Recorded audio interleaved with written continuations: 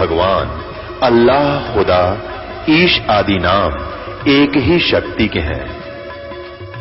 वो कैसा है, कहां है, कैसे मिलता है, किसने देखा है? ये प्रश्नवाचक चिन्ह पूर्ण रूप से हटाने के लिए अवश्य सुनिए जगत गुरु तत्वदर्शी संत रामपाल जी महाराज के अमृत वचन, सर्व पवित्र धर्मों के पवित्र शास्त्रों के आधार पर।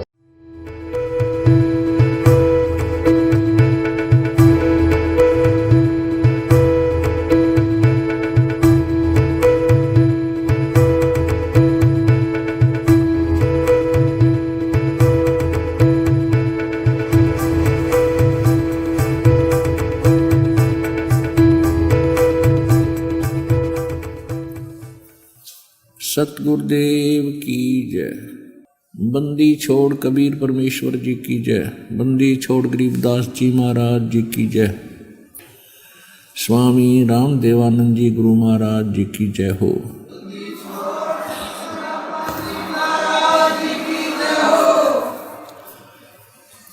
सर्व संगत से प्रार्थना है, सत्संग प्रारंभ हो रहा है। कृपया सत्संग स्थल पर शांति पूर्वक विराजमान होकर के श्रद्धा से सत्संग सुने। परमेश्वर की प्यारी आत्माओं से पुनर्निवेदन है, सत्संग प्रारंभ हो रहा है। कृपया सत्संग स्थल पर शांति पूर्वक विराजमान होकर के श्रद्धा से सत्संग सुने। सतगुरुदेव की जय। बंदी छोड़ कबीर परमेश्वर जी की जय। बंदी छोड़ गरीबदास जी महाराज जी की जय। स्वामी रामदेवानंद जी गुरु महाराज जी की जय हो।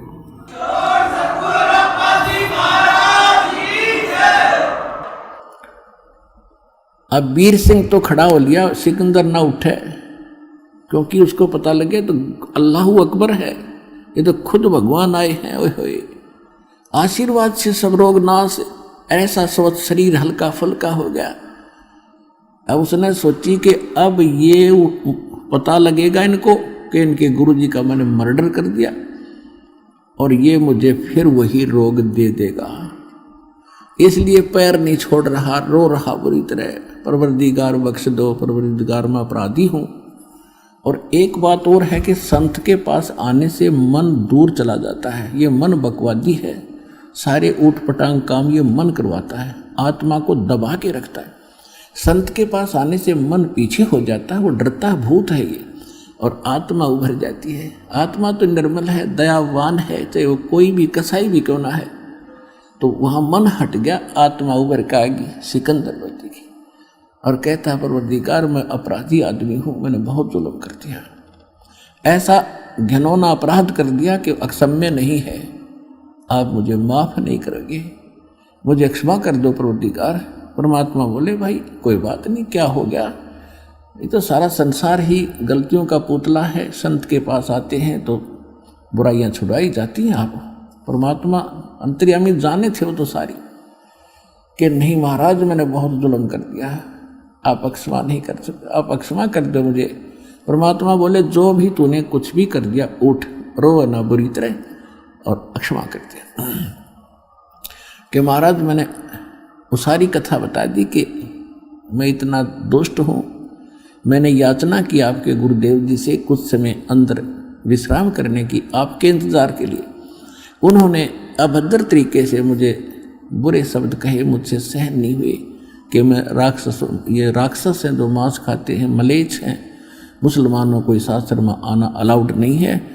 तो मेरे अंदर युवराज का कीड़ा उठ गया और मेरे पर रुका नहीं गया, और मैंने आपके गुरुजी की हत्या कर दी तलवार से, मुझे माफ़ कर दो। फिर गिर गया चरणों में। परमात्मा बोले खड़ा हो, कोई बात नहीं। ये तो उसकी आयु इतनी थी, स्वामी रामानंद जी की आयु इतनी थी। उस समय स्वामी रामानंद जी लगभग 125 वर्ष के हो चुके थे, 125 वर्ष के, और 104 वर्ष की आयु में परमात्मा मिले थे उनको। तो परमात्मा ने कहा कि इसकी आयु इतनी थी और आपसे ही इसकी मृत्यु होनी थी, इसमें ना तेरा दोष है ना उनका दोष है, आप चलो, लेकिन एक काम करो, मेरे साथ वापस चलो उसने कहा कि अब काम, परमात्मा ने कहा कि अपना काम बताओ, किस लिए आए थे? कि जिस काम के लिए आया था वो तो आपने आशीर्वाद मात्र से ठीक कर दिया। मैं बहुत दिनों से दुखी था, मेरे हाहाकार मची थी, आग लगी थी रोम रोम में, और दाता आपके आशीर्वाद से मैं स्वस्थ हो गया। अब मेरा एक काम और बढ़ गया, हे परमात्मा उसको भी दया करो, क्षमा करो। परमात्मा बोले कि चलो आप ऐसे मत जाना, नहीं तो हिंदू समाज बहुत बुरा समझेगा और हो सकता है उपद्रव भी हो जाए। आप अंतिम संस्कार करो, मैं संभालूंगा इन सबको, कहूँगा कि भाई ये तो होना ही था और ऐसे ऐसे गलती हो भी गई थी, आदर सत्कार तो सभी का होना चाहिए। तो राजा ने सोचा भी ठीक है, तो अंदर चले गए दोनों। तो जितने भी 10-5 वहाँ शेष रहते थे रामानंद जी के, वो कबीर साहब आगे थे, उनको देखकर भागे आए कि कबीर जी सिकंदर ने गुरु जी का मर्डर कर दिया। परमात्मा बोले ऐसी बात नहीं बोलते, संत मरते हैं कभी?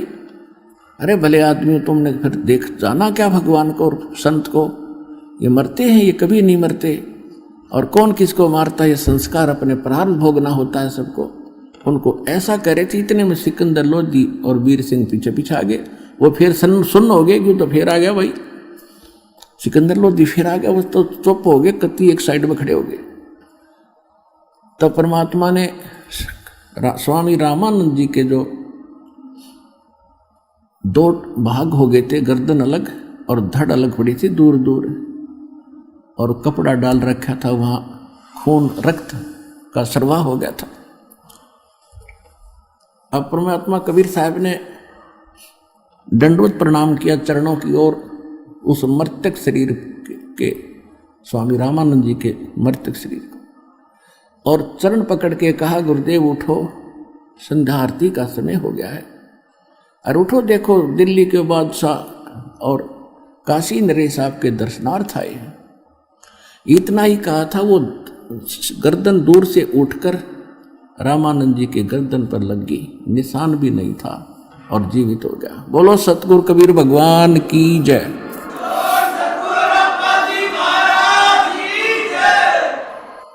अब सामने उठते ही उसने देखा सिकंदर लोधी फिर खड़ा है, फिर लाल आंख करने लगा।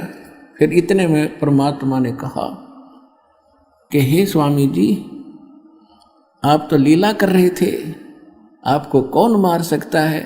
तो इतने में उसने नीचे ध्यान गया कि मैं तो मर गया था फिर, और ये मेरे शरीर से मृतक गर्दन कटने के बाद उनके शरीर से 2 धारा चली थी, एक रुधिर की, एक दूध की। शरीर से तो या तो ब्लड निकलना चाहिए था। तो स्वामी रामानंद जी ने उस भगवान कबीर साहब से पूछा कि हे परवरदिगार, ये शंका का समाधान कीजिए कि ये दूध और रक्त ये ऐसे कैसे आया है? या तो रक्त होना चाहिए था सारा ही, ये दूध क्यों आया? तो परमात्मा ने कहा कि स्वामी जी, पहले आप केवल ब्राह्मणों को ही उत्तम मानते थे, अन्य जाति वालों को आप शेष नहीं बनाते थे, तो वह बड़ी कमजोरी थी। वो तो आपने दया कर दी सारे हिंदू समाज के ऊपर कि आप सबको दीक्षा देने लगे, और अभी भी आप में कमजोरी रह रही है कि आप मुसलमानों से नफरत करते हो, और जब तक नफरत शेष है मोक्ष नहीं हो सकता। इसलिए आपके ब्लड में अभी तक आपके शरीर में 50% प्योरनेस है, प्योरिटी है, आधे शुद्ध हुए हो। और जिस दिन आप पूरे मानव और प्राणियों को एक समझ लोगे, उस दिन आप मोक्ष के अधिकारी हो जाओगे। इसलिए आप अभी अधूरे हैं दाता। रामानंद खड़े हुए और परमात्मा ने 1 घंटे प्रवचन किए। हिंदू और मुसलमान 2 नहीं हैं, 2 कहे जो नरक में जावे, एक खुदा के बच्चे हो तुम, सब एक घर से आते हो तुम, या अपने आप अलग अलग जाति और मजहब बनाकर भ्रमित हो जाते हो। हिंदू और मुसलमान सब परमात्मा के बच्चे हैं, ईसाई हो चाहे सिख हो, सिख तो जब तक थे नहीं। तो खड़ा हुआ पर रामानंद खड़े हो गया, आँखों में पानी भर गया और सिकंदर लोधी को सीने से लगा लिया, बेटा मेरे से गलती होगी, मुझे क्षमा कर देना। मैं बहुत निकम्मा था, आज मेरी आंख खुल गई। उसके बाद रामानंद जी ने किसी भी जीव के प्रति कोई हेट घृणा नहीं रखी। तो फिर सिकंदर लोधी ने कहा कि भगवान ऐसे अच्छे विचार आपके और ऐसे महापुरुष, क्योंकि उनका कति विश्वास दृढ़ हो गया था कि यह अल्लाह अकबर है, अपने हाथों से काटा आदमी को और सामने जीवित कर दिया, रेजिटिज बैठा है।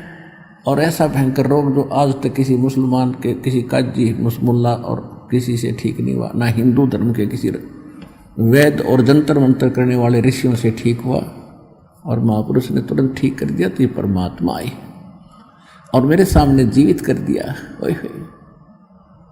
तो उन्होंने कहा कि परवरदिगार एक बार दिल्ली चलो, आप दिल्ली चलो दाता, वहाँ तो आग लगी पड़ी है, हिंदू और मुसलमान की आपस में ऐसा झगड़े होते, आपके विचार सुनेंगे, हो सकता है सभी की बुद्धि ठिकाना आ जाए। परमात्मा बोले हम ऐसे नहीं चलते, जो हमारा कोई दीक्षा लेगा तो हम चलेंगे, हम मेरा शिष्य बनता उसके साथ जाते हैं, ऐसे वैसे नहीं जाते हम। तो सिकंदर लोधी बोला जी वो क्या करना पड़ेगा शिष्य बनने के लिए? आपने ये करना पड़ेगा, मांस नहीं खाना होगा, छूना भी नहीं होगा, और किसी को सजा गलत नहीं देगा, न्याय करेगा, किसी को सताएगा नहीं। तो उसने कहा जी ठीक है, मांस नहीं खाऊंगा, और तेरे राज्य में कोई भी जीव हिंसा ना हो।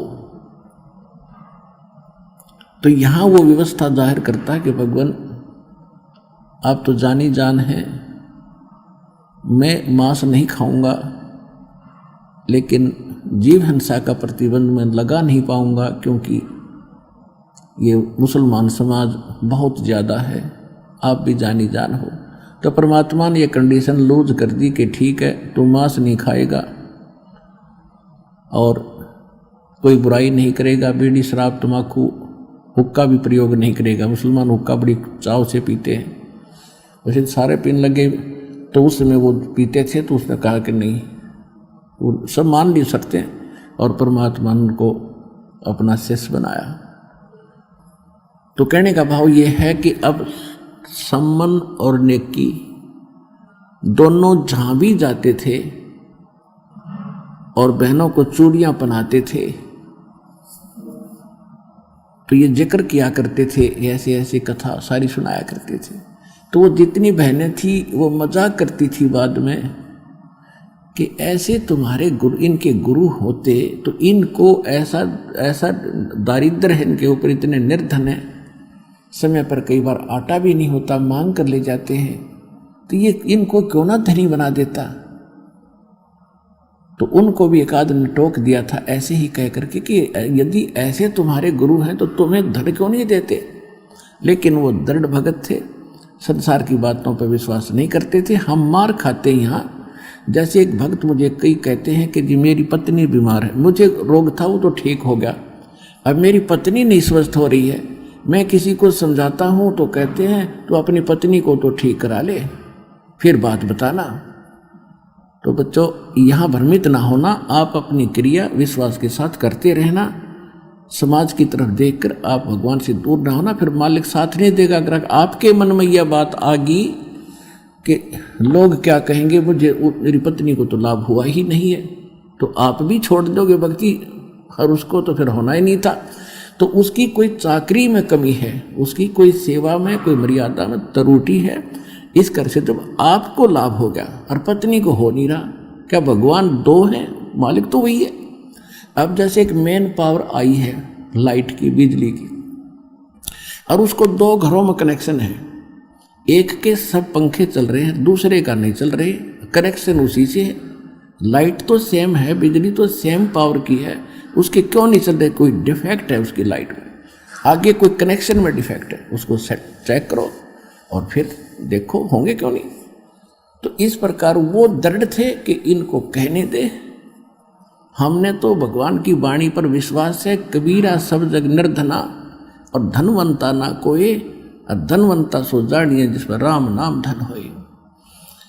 फिर दूसरी भगवान बताते थे कि राम रटत दारिद्र भलो, राम रटत निर्धन भलो, टूटी घर की छान। वो सुंदर महल किस काम के जहां भक्ति नहीं भगवान। और फिर क्या बताते हैं, राम नाम रटते रहो, राम नाम रटते रहो, जब तक घट में प्राण, और कभू तो दीन दयाल के बनक पड़ेगी कान। ये फार्मूले बताए परमात्मा ने दल डांटने के लिए इस भक्ति मार्ग पर, सच्ची भक्ति पर। इनको अपना कर, इनको अप्लाई करके तब आगे बढ़ना आप सफल हो गए। तो उनको ये था कि कदे तो दीन दयाल के भनक पड़ेगी कान। क्या उससे छुपा है जब हम उसके हो चुके हैं? तो भगवान से क्या छुपा है? क्या उनको पता नहीं हमारी निर्धनता और हमारे दुखों का? लेकिन हमें जो धन मिल गया है वो किसी के पास नहीं है। उनको इतना विश्वास था, वो उन बहनों की बातों पर परमात्मा के प्रति अविश्वास नहीं आने देते थे।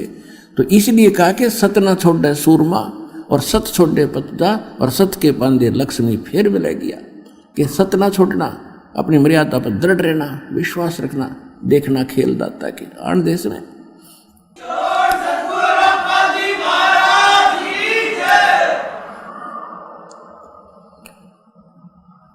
तो क्या हुआ, वो कथाएं सुनाते थे।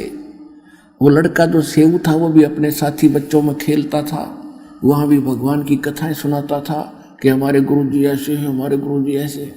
राजा सिकंदर लोधी को ऐसे गड़बड़ थी, वो ठीक कर दिया। रामानंद को सिकंदर लोधी ने मार दिया था, वो जीवित कर दिया, और बड़े शक्तिवान हैं। तो बच्चे कहते थे तुम्हारे गुरुजी तो राजाओं के पास ही जाते हैं, तुम्हारे घर आए कभी? अब वो बच्चा निरुत्तर हो जाता था, और बच्चों की एक दूसरे का व्यंग सहा नहीं जाता उनसे कि तुम्हारे गुरुजी तो धनवानों के यहाँ जाते हैं। वीर सिंह बघेला राजा उनका शिष्य है, और ऐसे वो तो सेठों के पास जाते हैं। धर्मदास सेठ है, उसके वहाँ जाते हैं। तो वो लड़का एक दिन अपने माता पिता से चर्चा कर रहा था, जब वो काम से वापस आ लिए शाम को, थोड़ा सा आफ्टरनून, आंगन में बैठे यही चर्चा चल रही थी, भगवान की चर्चा चल रही थी। क्योंकि जिस घर में मालिक का प्रवेश हो गया वहाँ दूसरी बात खत्म हो जाती है। भगवान का गुण गान, उनकी चर्चा, उनका मंत्र, सत्संग में सुने हुए विचार घर में जाकर दोहराए जाते हैं। शेष परिवार वाले भी सुनते हैं, हमें बताओ क्या क्या क्या बताया। और उन ही आगे की और भी चर्चाएं परमात्मा की ही चला करती हैं। तो उस बच्चे ने कहा कि माता पिता, बच्चे मुझे ऐसे ऐसे कहते हैं कि आपके गुरुजी तो राजा लोगों के और सेठों के यहाँ जाते हैं, तुम गरीबों के कभी आए हैं? तो सेव कह रहा था कि अपने घर कब आएंगे पिता गुरुदेव? तो नेकी बहुत बुद्धिमान थी, कहने लगी बेटा देखो भगवान अपने से दूर थोड़े ही है, उनके लाखों से बताओ किस किस के घर जाएंगे। उन्होंने ज्ञान दिया, आशीर्वाद दे दिया, हमारे साथ हैं पल पल में, कि वो तो बात ठीक है माता जी। लेकिन बच्चे मुझे मजाक करते हैं कि तुम्हारे गुरु जो राजाओं के यहाँ जाते हैं, तुम्हारे घर आए हैं कभी? एक बार अपने गुरु जी आ जाए तो मैं उनका मुंह बंद कर दूँ। तो माता पिता कहने लगे बेटा ऐसी हीन भावना मत ला, और तेरी भगवान पर अविश्वास हो जाएगा, उनकी बातों में मत जा। परमात्मा हमारे साथ है, दूर थोड़ा ही है। नहीं वो बात तो ठीक है माता जी, एक बार वो आ जाए ना गुरु जी अपने यहाँ, तो फिर तो बात ही कुछ और। ऐसा कह के उसकी आंखों में आंसू आ गए कि बच्चे मुझे बहुत व्यंग करते हैं, और ये संभव हो नहीं रहा क्योंकि उनके शिष्य गने हैं, गुरु जी हमारे यहाँ आ नहीं सकते। कहते हैं पहुंचूंगा क्षण एक में, जन अपने के काज। ये दुखी थोड़ा होने देते अपनी आत्मा को। इतने में उधर से परमात्मा ने तैयारी की। एक कमाल नाम का शिष्य था जो परमात्मा ने जीवित किया था मुर्दे से। एक मुर्दा बहता हुआ आ रहा था। शेख तकी नाम का एक सिकंदर लोधी का धार्मिक गुरु था, मुसलमान। वो बहुत ईर्षा करने लग गया था परमात्मा से, जिस कारण से उसने एक कंडीशन रख दी थी कि कोई मुर्दा मेरे सामने जीवित करके कबीर साहब दिखावें तो मैं मानूं कि ये कोई अल्लाह का पैगंबर अवतार है, अन्यथा मैं नहीं मानूंगा और मुसलमान धर्म को भड़का दूंगा, धर्म के लोगों को, और सिकंदर तेरे विरोधी कर दूंगा मैं, क्योंकि वो धार्मिक गुरु था सिकंदर लोधी का और पूरे मुसलमान समाज पर उसका होल्ड था। तो सिकंदर लोधी घना चिंतित हो गया था कि यह बात ही बिगड़ेगी, समझ तो हो गया लेकिन रात जाओगा। उस चिंता से ग्रस्त देखकर परमात्मा ने कहा था कि सिकंदर लोधी इसको कह दो मुर्दा ले आवे कोई। तो उसी समय दरिया के किनारे ये बातें हो रही थी, उसी समय एक मुर्दा जो परिवार वालों ने अंतिम संस्कार करके जल प्रवाह कर दिया था। कुछ ऐसे कबीले हैं ना गाड़ते हैं जमीन में ना जलाते हैं, वो जल प्रवाह कर देते हैं। वो मुर्दा आ रहा था 13 साल के बालक का। परमात्मा ने उस मुर्दे को जीवित करके वहाँ सबके सामने प्रमाणित कर दिया था कि Kabir is God, I am God, अल्लाह अकबर हूँ मैं। तो वो जीवित करा। फिर उस बच्चे को जब जीवित कर दिया परमात्मा ने, सब ने कहा था कमाल कर दिया, कमाल कर दिया, तो उसका नाम कमाल रख लिया और अपने साथ अपने पुत्र के रूप में रखा। वो लड़का, उसमें थोड़ा अभिमान हो गया था कि मेरे जैसी सेवा कोई कर नहीं सकता। जैसे श्री अर्जुन जी में अब अभिमान हो गया था कि भगवान मेरे जैसा सेवक कृष्ण जी आपका कोई नहीं।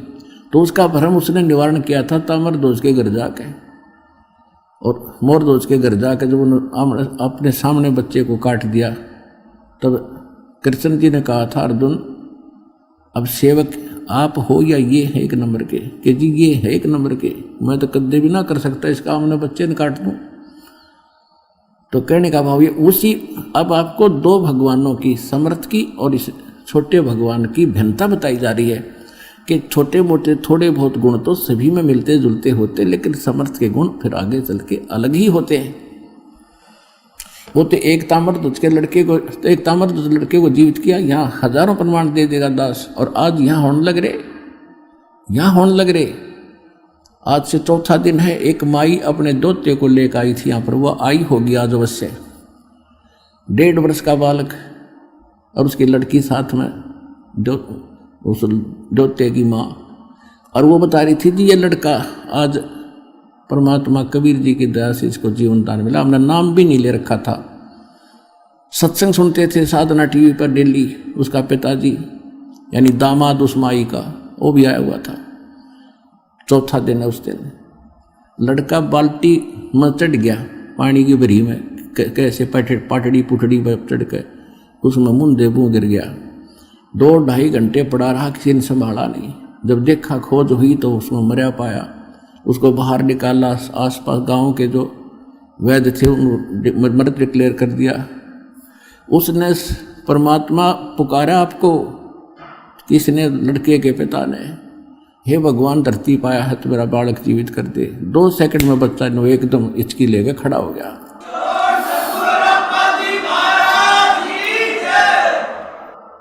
जब तक था नाम भी ना लिया था उसने, मैं बोली सारा परिवार आ रहे हर नाम ले लिया आज। तो ये तो यहाँ लाखों कर दिया, कबीर भगवान कर रहे हैं, वो मालिक आज भी वही है, परंतु हमने उससे लाभ लेने का तरीका नहीं मालूम था। अब हमारे पास वो कंप्लीट वे है उस भगवान से लाभ प्राप्त करने का। तो इसी प्रकार परमात्मा ने उसमें भी ऐसे बहुत से उदाहरण प्रमाण करके दिखाए कि कबीर इज गॉड। हम एक ताम्रध्वज मोरध्वज के गीत गाएंगे, इस मालिक के असली महत्व को कूड़े में डाल दिया, करकट में डाल रखा था हमने। लाल को और कौड़ियों के गुण गा रहे थे, हम उनको कीमती बता रहे थे। अब कमाल कहने लगा कि महाराज मैं आपके साथ चलूंगा, मेरे बगैर आपकी कौन सेवा करेगा? मेरे जैसा सेवक आपको इस उम्र में कहाँ मिलेगा? आपकी सारी तासीर का मुझे मालूम है, आपको किस चीज़ की आवश्यकता है समय पर देता हूँ। अब चल बेटा तू भी चल। और एक शेख फरीद नाम के वो साथ आए थे। फरीद पहले परमात्मा के वो शिष्य बने थे, पहले वो मुसलमान धर्म से संबंधित थे, मालिक के ज्ञान से वो फिर मालिक के साथ काफी समय संग करते थे। तो तीनों जने कहने लगे परमात्मा कि मैं कुछ शिष्यों के यहाँ चलना है, चलोगे? हाँ जी चलेंगे। वो तीनों जने उधर से वो सेव प्रार्थना कर रहा था, आंखों में आंसू आ गए थे, और उधर से सामने परमात्मा आकर खड़े हो गए। आवाज लगाई बाहर वाले गेट पे, झोपड़ी के बाहर वाले गेट पे, और कहा कि भाई सम्मन है घर पे। तो नेकी कहने लगी गुरुजी की आवाज आ रही है। सम्मन कहने लगा गुरुजी कहाँ आएंगे इतनी दूर हमारे पास? ये वैसे चर्चा कर रहे थे ना अपने, वो सत्संग की आवाज आ गई होगी, वो ऐसे बतला रहे थे। फिर दोबारा आवाज लगाई परमात्मा ने कि भाई कोई सम्मन है क्या घर पे? नेकी बोली देख ही सुन जानते हैं। कहाँ? आवाज तो बिल्कुल सामने। फिर उधर देखा कि सचमुच ये तीन मूर्ति खड़ी हैं, और तीनों के तीनों नंगे पैरों भागे आए।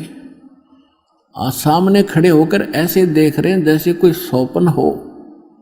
उन्होंने तो स्वप्न में भी नहीं सोचा था कि भगवान यहां पहुंच जाएंगे। अब तीनों जने ऐसे देख रहे हैं, सतबद्ध हो गए, जैसे उनको कोई आभास ही नहीं हो हम कहाँ खड़े। तब कमाल ने कहा कि अंदर ले चलो गुरुजी को, क्या यहाँ धूप में खड़े रखोगे? तब उनका सपना सा टूटा, प्रणाम किया, दंडवत, और जैसा भी फटा पुराना कपड़ा था घर पे वो बिछा के मालिक को आसन दिया। नेकी अंदर चलेगी, सम्मन वहां बैठ गया और परमात्मा के गुणगान चर्चा करने लगे। भगवान आज ही आपको याद कर रहा था आपका बेटा, आज ही आपने आज दर्शन दे दिए, ये तो बुरा हाल था इसका। ऐसे ऐसे सॉरी कथा बनाते बताते रहे। ऐसे आध पौन घंटे के बाद सम्मन ने कहा महाराज भोजन की सुनाओ, प्रसाद की सुनाओ, मालिक अभी लोगे या डट के लोगे? परमात्मा बोला भी तैयारी करो, पैदल चल कर आए हैं, भूख तो सभी को लगी है। अच्छा जब भी बनाते हैं। अब वो अपनी पत्नी के पास आया, नेकी के पास, कि नेकी भोजन तैयार करो, गुरुदेव को भूख लगी है।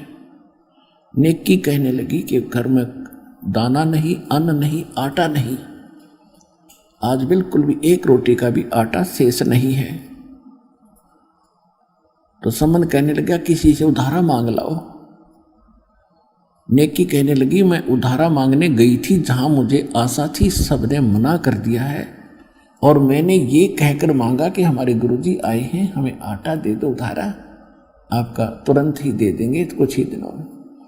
तो उन्होंने कहा कि जब तुम्हारे गुरु इतने शक्तिशाली प्रबल हैं, कथा सुनाया करते हो, तो तुमने क्या जरूरत है मांगने की? हमारे पास आटा नहीं है, जाइए। आज वो जानबूझकर बकवाद हमारे साथ कर रहे हैं, और इसका बहुत बड़ा हमें दुख हो रहा है, और इनको बड़ा हानि हो जाएगी। तो सम्मन ने कहा कि आप अपना ये चीर दे दो, ओढ़ना कपड़ा जो सिर पर ओढ़ती हैं बहनें अलग से, ये अपना चीर दे दो, ये कपड़ा दे दे चुंदड़ी, और इसको मैं गिरवी रखाऊंगा। तो वो कहने लगी मैं ये भी गिरवी रखने गई थी, ये बीच से फटा हुआ है, इसको कोई गिरवी भी नहीं रखता, और चीर मेरे पास है नहीं। इतने निर्धन थे लेकिन दृढ़ भगत थे। अब सम्मन कलेजा पकड़ कर बैठ गया जमीन पर, चक्कर आने को हो गया कि भगवान मुझ नीच को ऐसा दुर्भाग्यशाली जन्मा है, मैं कितना पापी रहा हूँगा पिछले जन्म में, मैंने दान नहीं किया, मैंने कोई पुण्य नहीं किया, जिस कारण से परमात्मा बताते हैं जो दान करता उसी को धन मिलता है। यदि मेरे पास आज धन होता तो मैं खूब दान करता, और आज गुरु जी भूखे जाएंगे मुझ पापी के द्वार से। हे परमात्मा या जमीन क्यों ना फट जाती, इसमें चला जाऊं अंदर में, क्या शकल दिखाऊंगा। ऐसे वो विलाप कर रहा था। तो नेकी ने कहा कि ऐसे कुछ नहीं बनेगा, एक काम करो, तुम दोनों पिता पुत्र आज रात्रि में चोरी करके लाओ आटा, और सुबह गुरुदेव को भोजन करा देंगे। तो बोल दे ऐसे कि जी सुबह भोजन कराएंगे। समझ जाएंगे, वो जानी जान है, वो तो महापुरुष है कि कोई आट अडास होगी वो समझ जाते हैं। तो नेक सम्मन कहने लगे। तभी वो लड़का बोला सेऊ, कहने लगे माता जी गुरुजी तो बताते हैं जो चोरी करते हैं उनका तो सर्वनाश हो जाता है, आप चोरी करने को कह रहे हो। तब उस माँ ने बताया बेटा चोरी करना अपने लिए नहीं महापुरुषों के लिए करेंगे, कि चोरी तो चोरी ही है चाहे किसी लिए करो। लड़का इतना दृढ़ था ज्ञान में। तब माँ ने बताया बेटा चोरी मैं इसलिए करने को कह रही हूँ कि इस नगरी में हम बसे हैं, हमने यहाँ मजदूरी करके निर्वाह किया है। ये लोग बुरे नहीं हैं लेकिन कोई दुर्भाग्य इनका आगे अड़ गया। आज यदि इस परमात्मा यहाँ से भूखे चले गए बेटा नगरी नष्ट हो जाएगी। फिर एक कथा सुनाई कि ऐसे एक नगर में अभिमानी पैसे वाले लोग बहुत थे, साधु संत आते थे, वो केवल अपने ही किसी इष्ट को पूजा करते थे, उसके अतिरिक्त किसी भी संत को या किसी भिखारी को दान नहीं देते थे और न कोई आटा, दान तो दूर वो भोजन भी नहीं देते थे और उनको कहते थे तुम करके खाओ ऐसे। तो उनकी उस नगरी के बाहर थोड़ी सी दूरी पर जंगल में एक सिद्ध पुरुष, उसका एकलौता शिष्य छोटा बालक 15-16 वर्ष का, वो आके रुक गए। सुबह उसने लड़के को भेजा बेटा भिक्षा ला मांग के। तो सारे नगर में वो मांग कर चला गया, किसी ने भिक्षा नहीं दी, ना रोटी दी। पैसा नहीं लाना, आटा लाना या अपनी बनाई रोटी लाना, किसी ने नहीं दी। उनको धिक्कार दिया, दरवाजे बंद कर ले, चला जा यहाँ से, करके नहीं खाते तुम, मस्टंडे फिरते हो, दिन में भिक्षा मांगते हो, रात को चोरी करते हो, दिन में घर देख जाते हो, ऐसे बकवास करने लगे। एक कुमारी थी बाहर, उसका गांव से नगर से बाहर उसी रास्ते पर घर था जिससे उस संत का आना जाना था। तो उस माई ने उसने देखा कि लड़का खाली गया। अब माई को दुख होता है, अपने पुत्र जैसा लगता है कि ये सारी रात का भूखा होगा और आज ये खाली जा रहा है। पता था उसको यहाँ से कुछ मिलना ही नहीं। और विशेषकर कुछ साधु संत ऐसे होते थे जो शूद्र जाति वालों से, निम्न जाति वालों का भिक्षा नहीं मांगते थे उनसे, वो उसी नगरी में भी ऐसे अलग स्थानों से मांगते थे। तो वो इसलिए नहीं बोली कि मैं नहीं दे सकती, साधु संतां का काम है, मेरे से नाराज ना हो जाए। तो अब उसने जाके बताया महाराज जो ऐसे नालायक आदमी है, कोई देता ही नहीं और धिक्कार रहे मुझे। उसका गुरु बोला बेटा कल फिर जाना, सुबह फिर जाना। अब सुबह फिर गया लड़का, फिर खाली आ रहा था वापस। तो उस कुमारी ने कहा, लड़की विधवा थी, 5-4 बच्चे थे उसके, उसने कहा महाराज मैं जाति से कुमारी हूँ और मैं कल से देख रही हूँ आप भूखे हो, मुझे अपने बच्चे जैसे लगते हो, आप कैसे जी रहे हो। उस माँ का क्या हाल होगा जिसने इकलौता पुत्र बाबा बना दिया। और मैं कुमारी हूँ, ये रोटी ले जा। आटा को आटा भी दे दिया, रोटी अलग से दे दी। तेरे आपके गुरुजी कहें तो खा लेना, उनको बता देना कि मैं इस जाति से हूँ। उसने बच्चे ने दोनों साधन ले लिया, आटा भी ले लिया, रोटी भी ले ली। अब चल, उसने जाके कहा, संत ने पूछा महाराज कुछ, संत ने पूछा बेटा मिला कि नहीं। जहाँ से मुझे आपने लाने की आज्ञा दी थी उच्च घरों से, वहाँ से नहीं मिला। एक ऐसे कुम्हार जाति की माई ने ये शब्द कहे हैं और बेटा मुझे मालूम था कि यहाँ से तुझे ये आटा देंगे नहीं, भिक्षा नहीं देंगे, बहुत अभिमानी लोग हैं। तो संत ने कहा कि वापस जा और उस माई ने कह दे कि इस नगर को छोड़ दिया शाम तक और किसी को बताएगी नहीं। आज रात को ये 12 बजे के बाद ये नगर नहीं रहेगा। ये इतने अभिमानी और संतों का अनादर करने वाले लोग हैं। और उसको कह दिए कि जहाँ तू अब जितना शीघ्र हो यहाँ से निकल और शाम में जहाँ तू पहुँच जाओ वहीं रुक जाना, तू वहीं बस जाएगी, तेरे नाम से नगर होगा, गांव होगा, पूरा तेरा पूरा वहाँ पर वास हो जाएगा। अब उसने वापस आकर बताया कि माई पे गुरुदेव ने ऐसे ऐसे कहा है और मेरे गुरुजी बड़े सिद्ध पुरुष हैं, जो कह दिया फाइनल है। अपने सारे सामान ने लाद के गधों पर और निकल जा और बताना नहीं किसी को, आज रात के 12 बजे ये नगर नहीं रहेगा। तो वो समझ गई कि जो कह दिया संत ने फाइनल है, और जहां तू रात इतना हो जाए वहीं रुक जाइए, वहीं बस जाएगी। तो ऐसे ही यहाँ एक कुमारिया गांव है, उसी के नाम से बसा हुआ है।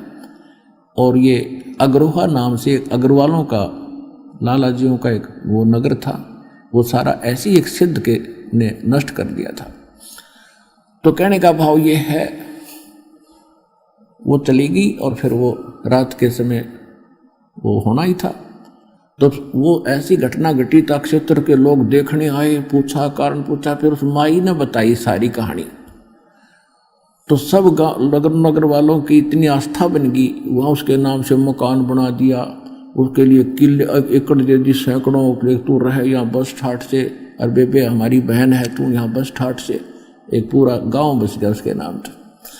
अब कहने का भाव ये है कि जिस नेकी ये बता रही थी कि बेटा यदि आज ये परमात्मा यहाँ से भूखे चले गए, यो नगर का नाश हो जाएगा बेटा। हम तो जानकार हैं, ये तो अनजान हैं, इन्होंने तो आग में हाथ दे दिया, और बेटा हमने बचाना पड़ेगा इनको, इसलिए तुम चोरी करके लाओ। एक तरफ तो ये इतने जीव मरेंगे, एक तरफ बेटा हमने आपत्ति आओगी वो आ लेगी। तो समन खड़ा हो गया, सेव भी करने लगा, माता जी आपने तो आँख खोल दी, हम नहीं मरने देंगे इन नगर को, चोरी करके लाएंगे। पिता और पुत्र दोनों रात के 12 बजे चले, चोरी भी क्या, आटे की। और आटा किसके लिए? गुरुदेव के लिए, भक्तों के, अतिथियों के लिए। एक लाला जी के घर में जाकर सेंध लगा ली, सुराख बना लिया अंदर प्रवेश करने का। तो सम्मन कहने लगा, बेटा तू बाहर रहे, मैं चाहता हूं अंदर।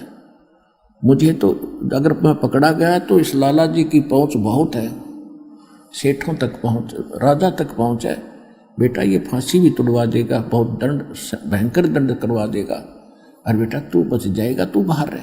तो सम्मन सेव कहने लगा, पिताजी मैं बालक हूँ, बालक पर रहम भी हो जाएगा, अगर पकड़े गए तो आप बाहर रहो। यूँ कहकर सेव घुस गया उसमें, और जाके सम्मन ने कहा कि 3 शेर से ज़्यादा ना लाना, 3 अतिथि आए, तीनों को खिला देंगे उसे।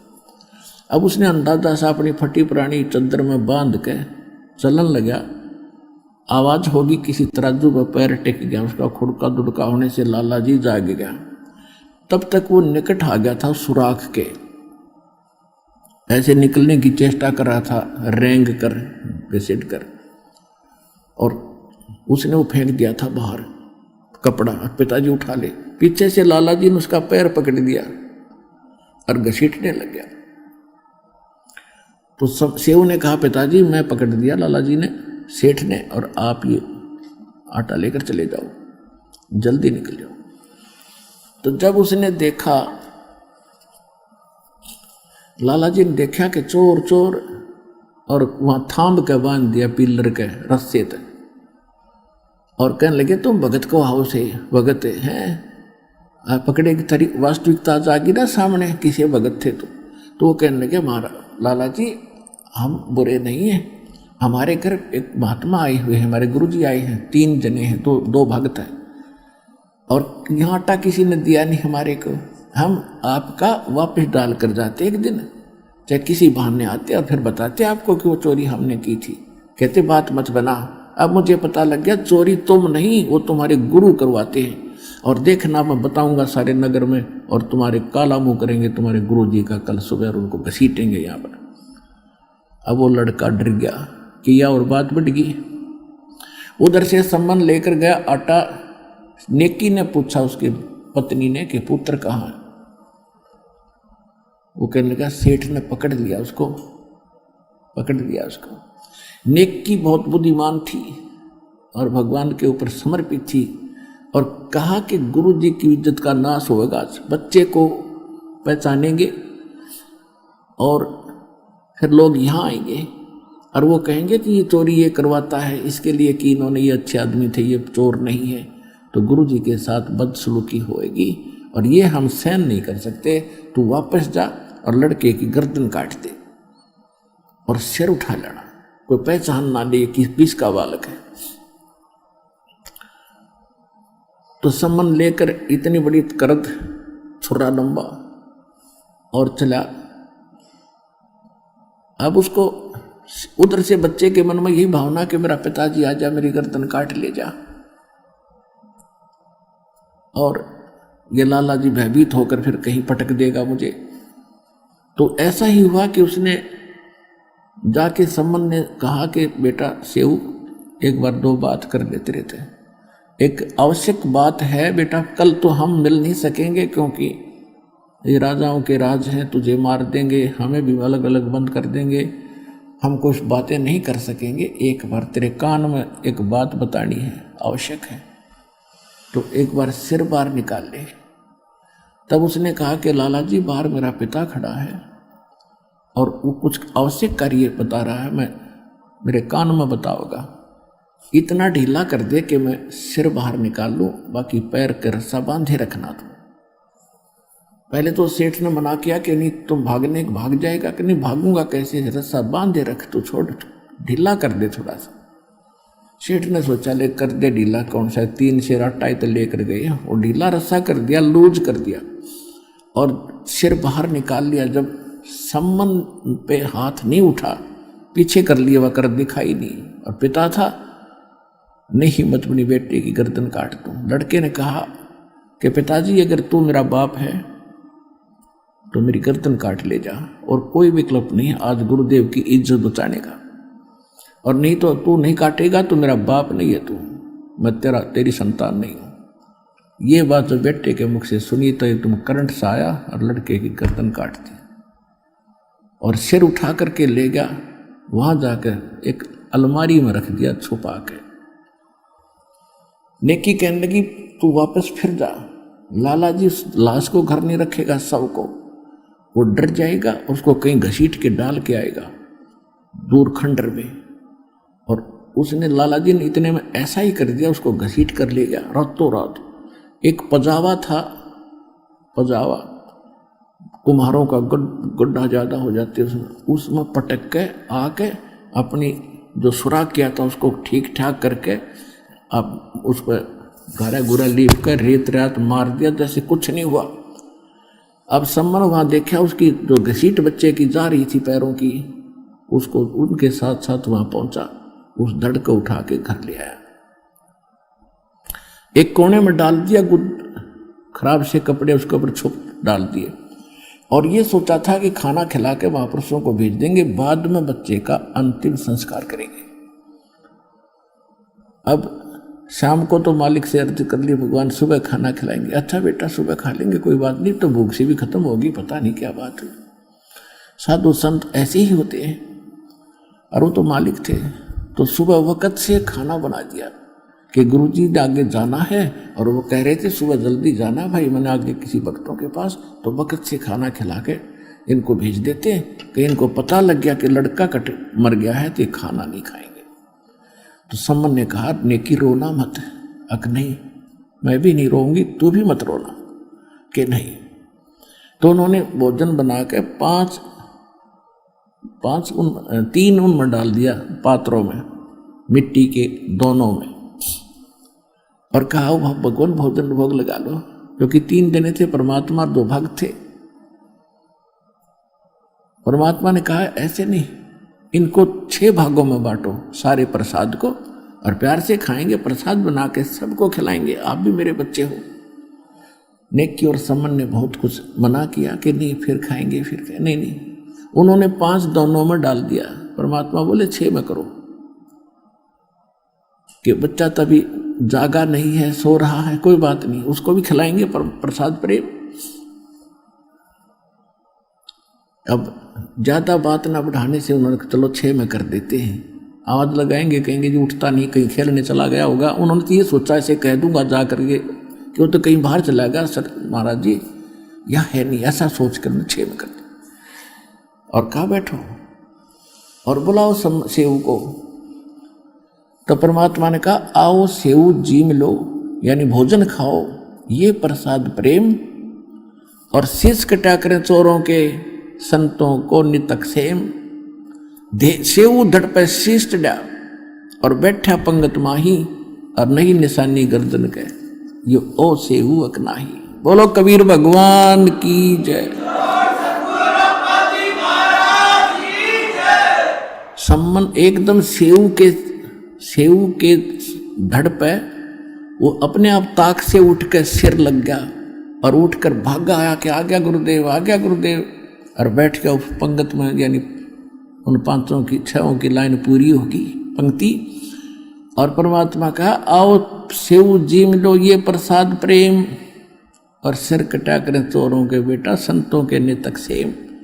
और सेव धड़ पे सिर चढ़ा और बैठा पंगत माँ, और नहीं निशानी गर्दन के यू ओ सेव उगना, निशान भी नहीं था उस बच्चे के।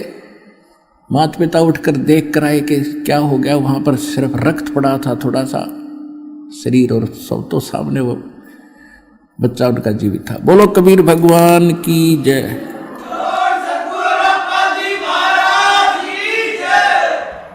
अब उनको विश्वास नहीं हो पा रहा था कि हे भगवान। तब परमात्मा ने कहा बेटा सत ना छोड़े सूरमा, और सत छोड़े पत जा, और सत के बांधे लक्ष्मी फिर मिल गया। परमात्मा ने आशीर्वाद दे दिया बेटा आज से तू धन धान्य से पूर्ण हो जाएगा, लेकिन इस माया में उलझना मत, इसको दान धर्म में लगाते रहना। अब वो तो ऐसे कहकर चले गए, सतगुरु जो चाहे सो कर दे। कुछ दिनों के बाद शिव उस सम्मन के मन में प्रेरणा हुई कि थोड़ा सा जो है मकान बना ले, थोड़ी झोंपड़ी और कच्ची ईंट बनाकर और एक झोंपड़ी बनाएंगे और अच्छी सी कुटिया बना लेते हैं। वो जब खोदने लगा, नीम खोदने लगा, तो उसमें बहुत गणे असरफी मिली सोने की। अब उसने समझदारी से काम करके उनको धीरे धीरे करके वो अपना कुछ ऐसा व्यवसाय बढ़ाया। लोगों को ये लगा कि जैसे इसने कोई व्यवसाय शुरू कर दिया, इससे बढ़ गया, 1 नंबर का सेठ हो गया। उससे जीवन में वही सम्मान उस नगर के अंदर 1 नंबर का धनवान व्यक्ति कहलाया। सतगुरु जो चावे सो कर ही, 14 कोट दूत जमदार ही, ऊत भूत जमत्रास ने मारे, और चित्रगुप्त के कागज फाड़े। अपने आत्मा ये थी अमर कथा, ये थी सत्यनारायण कथा। ये तो इन्होंने कूड़े के ढेर में डाल दी, हमारा छीट भी नहीं लगने दी। और एक गीत गाया करते, मोर दोस्त का लड़का जीवित कर दिया कृष्ण भगवान, मोर दोस्त का लड़का जीवित कर दिया कृष्ण भगवान। अब कृष्ण जी की सतीथि अब सामने आई तो विष्णु अवतार थे, और विष्णु की क्या सतीथि आपके सामने स्पष्ट कर दिया दास ने, सब प्रमाण दे देकर। अब देखो जैसे दादू साहब कहते हैं, और संत सब कूप हैं और केते धरीता नीर, और दादू अगम अपार है वो अवगत सत कबीर, दरिया सत कबीर। अब एक तो छोटा मोटा कुआं हो, वो तो एक पीन पान का काम थोड़ा बहुत कुछ मोहल्ले का चला सकता है, वो सारा काम नहीं कर सकता। इसी प्रकार कोई झरना दरीता नीर यानी झरना बह रहा हो तो कुछ अक्षेत्र में थोड़ी बहुत सिंचाई कर सकता, बाकी अक्षेत्र भूखा ही भरेगा। और एक दरिया बह रही हो वो सारे काम करे। तो ये छोटे मोटे गुण तो साधु संत इन छोटे मोटे भगवानों सब में होते हैं, लेकिन इतना अंतर समझना, और संत सब कूप हैं केते झरीता नीर, दादू अगम अपार है वो दरिया सत कबीर। तो ये वो समर्थ है जिसमें सारे ही गुण संपन्न हैं, वो भी काम कर सकता है, और उनसे आगे भी जो सबको सुख दे सकता है वो कबीर भगवान है। अब धर्मदास जी ने फिर एक प्रश्न किया, कहने लगे मालिक आप कहते हो कि वैसे तो मुझे अविश्वास होना मेरा गलत है, लेकिन प्रश्न ना करूंगा तो मुझे कचोटते रहेंगे कि जैसे श्री कृष्ण जी के पास एक विपर सुदामा बहुत निर्धन था, और वो 2 मुट्ठी चावल लेकर गया था सूखे, उनको खा करके, और द्वार एक उनका बहुत सुंदर महल बना दिया द्वारका के उस द्राविड़ देश में। सुदामा जी का कितना सुंदर महल बना दिया, उसको धन दे दिया। तो इन बातों से हम बहुत प्रभावित हैं मालिक। तो पुण्यात्मा दास बताएगा उस समर्थ की महिमा। देखो अब जैसे आपको पता है कि ये किस सत्र के भगवान है। जैसे एक तो मंत्री, कोई राज्य का प्रांत का मंत्री वो भी थोड़ी बहुत राहत दे सकता है, लेकिन जो प्रधानमंत्री देगा वो नहीं दे सकेगा। इतना अंतर समझना। अब क्या था, जैसे सुदामा जी को केवल कितना दे दिया, एक कोठी बनवा दी और धन दे दिया, उसका वो एक जीवन थोड़ा सा व्यापन ठीक हो गया। और जन्म मृत्यु ना सुदामा की बची ना कृष्ण की, पशु योनि में जाना ना कृष्ण का बचा ना सुदामा का बचा। अब कथा सुनाता दास। एक तैमुरलंग नाम का लोहार था, मुसलमान लोहार, और परमात्मा कहते हैं जो जन मेरी शरण है ताका हूं मैं दास, और गेल गेल फिरता रहूं जब तक धरती आकाश है। अब परमात्मा पिछले संस्कारी हंस होते हैं उनके। अब तैमुरलंग की माँ बड़ी भाग्यवान थी, मुसलमान जाति में थे, इतनी दयालु थी कि आए अतिथि को भूखा नहीं जाने देती थी। कई बार ऐसी अतिथि होती थी जैसे कोई रास्ता चलता राहगीर भी होता था, यात्री को भी प्रार्थना करके भोजन खा के जाना जी, वो भोजन खिलाती थी। तो बच्चे में वो संस्कार साथ साथ पल रहे थे। अब उन्होंने क्या किया, कई बार ऐसे होता था कि अपने खाने का उनके पास भोजन नहीं बचता था, माता बेटा दोनों भूखा सो जाते थे और अतिथि को पूरा संतुष्ट कर देते, यात्री को। तो एक दिन परमात्मा वो क्या करता था, इतना निर्धन था तैमुरलंग कि अन्य साहूकार लोगों की, धनी लोगों की भेड़ बकरियां चराया करता था, उससे उनको उस कनक मिलती थी मेहनताना। उसके साथ साथ एक पार्ट टाइम और टाइम करता था, पार्ट जॉब, एक लोहार के एहरन पे चोट लगाने की मजदूरी करता था शाम के समय। इतना निर्धन था, तब माँ बेटा दोनों का गुजारा मुश्किल से हो रहा था। उधर से वो रोटी लेकर गया था, घर से बांध कर ले जाता था, खाना खा चुका था। तब परमात्मा वहां पहुंचे और एक फकीर साधु के रूप में। तो तैमुरलंग एक धार्मिक माँ से जन्मा था, उसने कहा महाराज भोजन खाओगे, भूख लगी होगी। कहाँ बेटा भूख लगी है? कि महाराज मैं तो अभी भोजन खा लिया, आप पहले आ जाते तो आपको भोजन मैं यहीं दे देता। अभी मैं गांव से लाता हूँ अपनी माँ के यहाँ से, घर से थोड़ी दूरी पर, घनी दूर नहीं है। और महाराज एक ध्यान करना, कोई बकरी भेड़ बकरी चली ना जा कहीं, मैं गरीब व्यक्ति हूँ और हमसे इनका कर्जा पूरा नहीं होगा अगर गुम होगी तो। परमात्मा बोले बेटा निश्चिंत रह, तू जा। उसने अपनी माँ से बताया कि माँ ऐसे ऐसे एक साधु आया है और भूखा है। माँ ने जब 2 रोटी बनाई, बोली बेटा मैं साथ चलूँगी और मैं दर्शन भी करके आऊँगी और बर्तन ले आऊँगी, तो कहीं फिर आएगा तो बकरी भेड़ बकरी गुम ना हो जाए, तो चौकस रहना, छोड़ क्यों आया बेटा? तो उन्होंने कहा माता जी मैं महाराज जी से कह के आया हूँ, वो संभालेगा। कि अच्छा चल। तो फटाफट 2 रोटी बनाई, जैसा घर में आटा था सारा का उतना ही बचा था, और लेकर चले गए। महाराज जी ने एक रोटी खाई। जब वो रोटी खाने लगा, उसी समय माई कहने लगी महाराज हम बहुत निर्धन हैं, हमारे घर पर तो कई बार आटा भी नहीं रहता है, दया करो, कुछ आशीर्वाद दो, हम कुछ 2 रोटी हमें ठीक मिल जाए। ऐसे उसने रोटी परमात्मा ने एक खाई, तब तक उसने 2-3 बार या बात दोहरा दी। रोटी खाकर पी कर पानी का लोटा जल। परमात्मा खड़े हुए और वहाँ एक बेल रखी थी, भेड़ बकरी बांधने की, पशु बांधने की बेल होती है, पतली पतली सी, इन बकरियों की तौर पतली होती है। उसको ऐसे मोड़ा, 4 बार उसको इकट्ठा करके छोटी सी बन गई, और उसको उस बच्चे के कमर पर 7 बार मारी। 1 2 3 4 7 मारी। अम्माई ने सोचा कि ये बाबा जी कोई मेंटल है, इसको गुस्सा आ गया और मैंने इसको बार बार टोक दिया, जिस करके मेरे बच्चे को ये पीट रहा है। तो माई ने कहा महाराज बच्चे ने कोई गलती कर दी।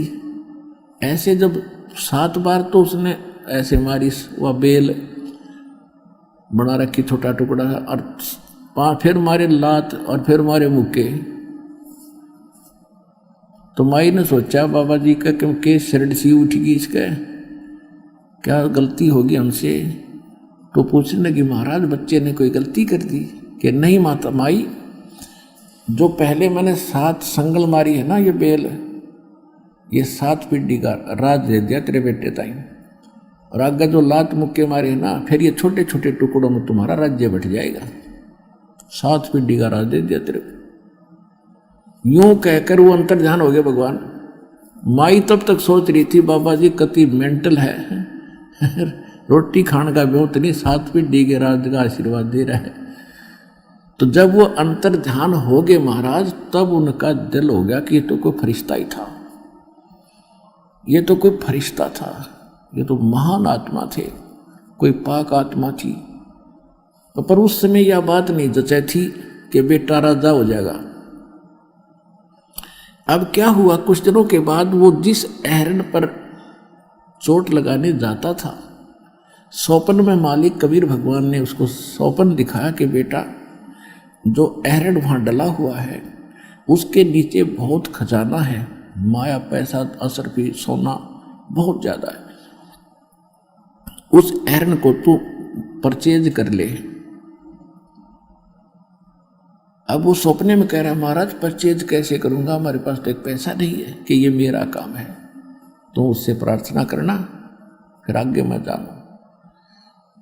तो उसने अपनी माँ से बताया, माँ आज गुरुजी दिखे, वो महात्मा दिखे थे वही के वही, और उन्होंने ऐसे ऐसे कहा है और मुझे बताया है कि उसमें ऐसा खजाना दबा हुआ है, उसको धीरे धीरे व्यवसाय बढ़ाना, एकदम किसी को बताना नहीं तो बात बिगड़ जाएगी। तो माँ कहने लगी बेटा दिखा मुझे भी थे आज रात में, वही महात्मा थे, वो क्या कह रहे थे ये मुझे याद नहीं रहा, इतना जरूर तूने बताया भी याद आया कि वो दिखाई दिए थे मुझे, कुछ बोल रहे थे। तो उसने बताया माता जी ऐसे ऐसे कहा कि बेटा है तो असंभव, फिर भी प्रार्थना करके देख ले, जो बोला है। तो अगले दिन शाम, उसी दिन शाम ने उसने उस अहरण पर, उधर से परमात्मा कहते हैं जब करे करावा साईं मन में लहर उठा, अर्थात दो सद्दर जीव के आप बगल हो जा। उधर से अहरण वाले के मन में ये प्रेरणा कर दी कि ये स्थान मेरे लिए थोड़ा है और बाहर मेरा अपना प्लाट है, इसको कोई मोल ले ले, चाहे उधार ले ले, साल भर के लिए मैं उधार भी दे दूंगा और मैं वहां अपना अहरण लगा लूंगा, वो अच्छा ठीक व्यवस्था कर लूंगा। तो उस दिन वो क्या करा मालिक ने, उधर से अहरण वाला, उधर से उस गरीब ने प्रार्थना की कि भाई मैं भी तेरा लोहार भाई हूँ और मेरी इच्छा है कि मैं थोड़ा बहुत काम अपना स्वयं कर लूँ, ये अहरण मुझे दे दो। कि पैसे कब देगा, कि पैसे तब है नहीं, उधार लूंगा फिर दे दूंगा पाई पाई कमा करके। पक्की बात है कि पक्की, लिखवा लूंगा कि लिखवा ले। उन्हें लिखवा दिया, अगले दिन खाली कर दिया, नौका नो छोड़ दिया सारा और वहाँ चले गया। उधर से माँ बेटा ने दोनों ने द्वार बनाई मिट्टी की, उसके ऊपर एक झोंपड़ी डाली, फिर लगे खोदने। वो तो जो मालिक ने भर रखा था खजाना सारा पाया। तो उसने क्या किया, धीरे धीरे पहले बकरियां खरीदी, बकरी भेड़ खरीदी, फिर उनको बेचा, फिर खरीदी, फिर बेचा, से दिखाया 1-2 महीने। फिर उसने घोड़ों का व्यापार शुरू किया। तो लोगों ने सोचा भाई तैमूर लंग तो सेठ हो गया और इसने इस व्यवसाय ने इसका हाथ पकड़ लिया, किस्मत जागेगी इसकी, जहाँ हाथ लगाता है इसको तो वारे नारे हो जाते। और वो धन हाथ लग रहा था, मालिक का दिया उसको। उससे पहले जब वो पाली जाता था, गवाला था भेड़ बकरियों का, उस समय एक राजा था उस नगरी का आसपास का। तो वो इतना नालायक था कि गांव की कोई युवा लड़की सुंदर होती, उसी को अपने सैनिकों द्वारा उठवा ले जाता था और अपनी हवस का शिकार करता था। एक उसी के मोहल्ले की लड़की पशुओं के लिए चारा लेकर आ रही थी। उधर से उस राजा के 4 सैनिक उस लड़की को जबरदस्ती उठाने की कोशिश कर रहे थे, घोड़े पर डालने की। उसने और कुछ नहीं दिखा, तैमूरलंग दिखाई दिया उस लड़की ने, आवाज लगाई, रे तैमूरलंग मेरी इज्जत बचाना भाई, मेरी इज्जत बचाना तैमूरलंग। तैमूरलंग ने देखा क्या हो गया, बहन की आवाज़ कहाँ से आ रही है। लठ वाले के पास तो लठ हो है, लठ ठागब आ गया, जाते मट्टा मट उनसे पाइया के मारन लग गया। वो एक था, वो गिनती में कई थे, उसको अच्छी तरह ऐसा मार के डाल दिया, अपनी तरफ से उनको मुआ मर्द समझ कर छोड़ा, लड़की को उठा ले गए। जब वो होश में आया तो उसके मन में उसके बाद एक का बात रट लग रही थी कि यदि मैं राजा बन गया, इस राजा को मजा चखाऊंगा, इसने बहनों की इज्जत लूटी है, इसको टुकड़े टुकड़े करके मारूंगा। तो अब उसके हुआ फिर श्रेणी उठेगी, अगर राजा बनो, सेना तैयार करो, धन बतेरा हो गया। अब मालिक का आशीर्वाद था कि राजा बनेगा ही बनेगा, वो तो अंकुर मालिक का डाला हुआ, वो तो फलेगा ही फलेगा। तो उसने आसपास के नगर वालों लड़कों को यही कथा सुनाई कि ये राजा बड़ा निकम्मा है, बहन बेटियों की इज्जत लूटता है, तो मेरे सैनिक बनो, मैं तुम्हें नौकर रखूंगा, मेरे पास पैसा बहुत हो गया है व्यापार से, और ऐसे ऐसे करेंगे, बताना नहीं किसी को। युवा बच्चे बड़े दृढ़ होते हैं, तो उनको एक एक 2-2 रुपया 2 से महीने का तनख्वाह का देना शुरू किया। घोड़े लाया खरीद के, जंगल में एक पूरी फैक्ट्री लाई, एरन डाले, लोहार था, सबकी ढाल और तलवार तैयार कर करके सैकड़ों हजारों की संख्या में पूरा अन्वेषण तैयार कर लिया, और आसपास के गांवों के जो उनके जान पहचान के लड़के ला के हजारों की संख्या में सेना तैयार कर ली, और राजा के ऊपर जाके उन्हें हमला बोल दिया सुबह सुबह वक़्त से। अब राजा ने देखा चारों तरफ, किले पर खड़ा होकर के चारों तरफ घेर लिया है सेना ने। उन्हें कहा मंत्रियों सामना करो। मंत्रियों को मालिक ने ऐसा दिखा दिया जैसे कोई कई हजारों की संख्या में सेना खड़ी है, वार पार नहीं है। मंत्रियों ने कहा राजन, सरेंडर करने में अपना हित है, इतनी सेना आ गई है, कोई सोच भी नहीं सकते। उन्होंने सरेंडर कर दिया राजा को। उधर से परमात्मा ने रह रहकर स्वप्न में आकर उसको संदेश देते थे, बेटा जीवन सा करना अच्छी बात नहीं होती। तो उसने फिर उसको वचन याद रहे उसके, क्योंकि मालिक जब वहाँ बैठे थे तभी उन्होंने ज्ञान सुनाया था उसको, माँ बेटों को। तो उसके ये मन में धारणा बैठ गई कि मैं इसको मारूंगा नहीं, इसका कर्म इसी को छोड़ देता हूँ। उसको कहा कि तू यह नगरी छोड़कर चला जा, राजा से कह दिया अगर आज मुझे संत का आदेश ना होता तेरे टुकड़े टुकड़े करता मैं, तू निकल जा यहाँ से, या यहाँ मजदूरी करके खा ले। जैसा भी उसने कुछ दिनों के बाद फिर दूसरे राजा को ऐसे ही उसको अल्टीमेटम दे दिया कि या तो सरेंडर कर देना, तैयार हो जा। अब सबको पता लग गया कि उसने वो शक्तिशाली राजा वही था उस अक्षेत्र का जिसको उसने पराजित कर दिया था। तो सब ने अपनी हार मान ली और उसके अंतर्गत होते चले गए। अंत में उसने दिल्ली के ऊपर आकर भी अपना झंडा गाड़ दिया और वहाँ अपना एक नुमाइंदा बैठा करके वो तैमूरलंग वापस चला गया। ये इतिहास बताता है। उसके कुछ समय के बाद उसका तीसरा पोता बाबर हुआ और उससे लेकर औरंगजेब तक, तैमूरलंग से लेकर औरंगजेब तक 7 पीढ़ी ने दिल्ली का राज किया। औरंगजेब के बाद उसके सभी टुकड़ों में बट गए थे। भारतवर्ष का राज्य छोटे छोटे टुकड़ों में हो गया था। रोटी तैमूरलंग को दीनी और तातें 7 बादशाही दीनी। बोलो सतगुरुदेव।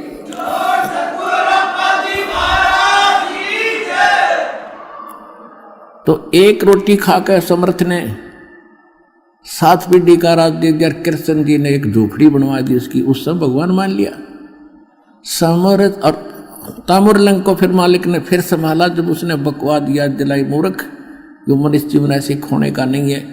तब उसने अपने पोते को दे दिया राज, लड़का ठीक नहीं था उसका। और उसके बाद फिर भक्ति करी, उसको नाम दिया, भक्ति कराई और उसको पार किया। समर्थ का शरणाग हो रंग होरी हो, कदे न हो ए काज राम रंग होरी हो। तो इस समर्थ के शरण में आने से मोक्ष भी मिला और राज, कहते हैं जैतन राजपाट भी चाहिए हमरा धर ले ध्यान। लेकिन ये राज और पाठ अच्छी चीज नहीं है, ये भी ज्ञान से हमें पता लग गया। लेकिन ये इतिहास बनाना था दाता ने, तब ये भक्ति प्रफुल्लित हो नहीं सके थी। इसलिए उन बच्चों को, दुखी को सुखी भी करना था, फिर जाके उनको सच्चाई से परिचित करा के भक्ति पे फिर लगाया और उसके बाद फिर उनका जन्म होता रहा। फिर उनको अब कलयुग में वो सभी पार होंगे, ये समय अब है उनको मोक्ष प्राप्ति का। तो सौभाग्य आपका कि आपको ऐसे समय में जन्म है कि अब मोक्ष समय आ गया है। इस बात को विश्वास से अपने हृदय में जचा लेना और मर्यादा में रहना। आपकी 101 पीढ़ी पार हो जाएगी, जब लगे रहे डटे रहे आखिरी सांस तक, 101 पीढ़ी। तो आप आपकी तो बात छोड़ो,